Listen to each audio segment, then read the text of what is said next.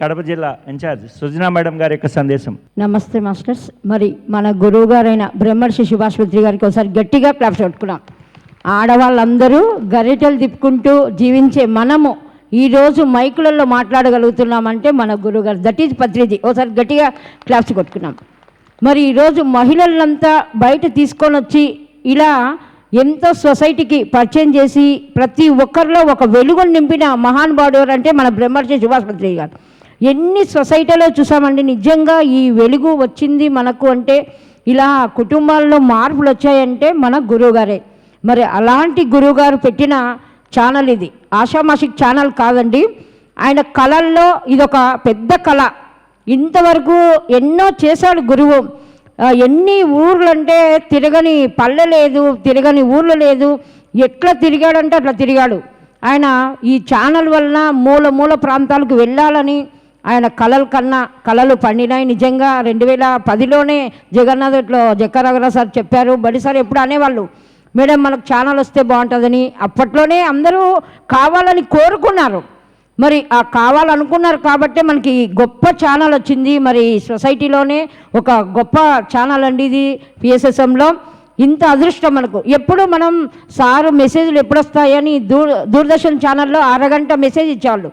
ఆ టైంలో మేము అదే పనిగా టీవీ ఆన్ చేసుకొని సార్ మెసేజ్ కోసం వినేవాళ్ళం.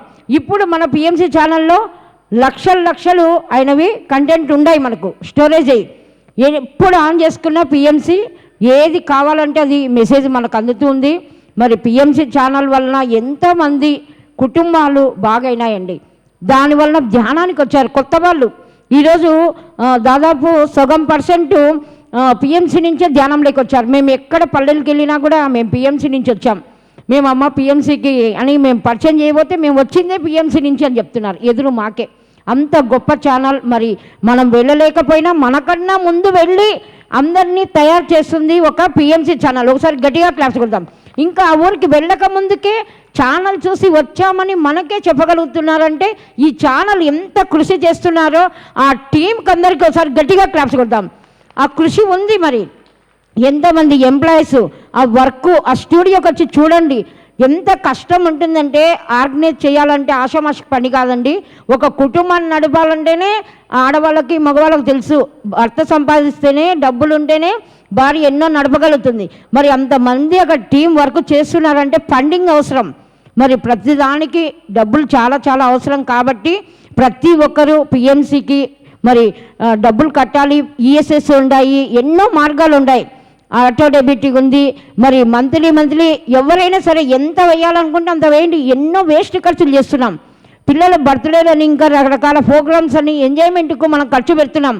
కానీ దయచేసి నిజంగా అన్ని ఎంజాయ్మెంట్లు మీకు దక్కాలంటే ఒక పిఎంసికి సపోర్ట్ చేయండి. నేను అదే పని చేస్తాను. మా పిల్లల బర్త్డేనా ఖచ్చితంగా ఇక్కడ అమౌంట్ పంపించాలి. ప్రతి దానికి మనం సపోర్ట్ చేస్తూ రావాలి. అప్పుడే మనకి పిఎంసి ఛానల్ చాలా ముందుకు వెళ్తుంది. మరి మేము డిస్టిక్లో ఎన్నో వర్కులు చేస్తూ అంబాసిడర్గా స్టార్టింగ్ నుంచి ఉంటాం. మరి మేము పిఎంసి ఛానల్ పెడుతున్నారని సారు అక్కడ షేర్లు కట్టాలంటే వెళ్ళి మళ్ళా అక్కడికి స్టూడియోకి వెళ్ళాం. సారు ఉన్నప్పుడే సారు అవునా మేడం వచ్చారా అని, నేను పొద్దుటూరు నుంచి వెళ్ళానండి, అక్కడి నుంచి వచ్చారని సారు చాలా హ్యాపీ ఫీల్ అయ్యి అప్పుడే షేర్ల డబ్బులు వస్తే నాకు 500 డబ్బులు ఇచ్చారండి. కాసులేని ఆయన డబ్బులు ఇచ్చినట్టు ఇచ్చేశారు. మరి నాకు దీంట్లో ఎంత వర్క్ ఉంది, నేను చెయ్యాలి, నా ధర్మం, నేను ఇక్కడ ఖచ్చితంగా ఈ ఛానల్కు వర్క్ చేస్తానని అప్పటి నుంచి ప్రతి ఒక్కరికి చెప్పడం, పిఎంసికి డబ్బులు కట్టిస్తూనే ఉన్నాము.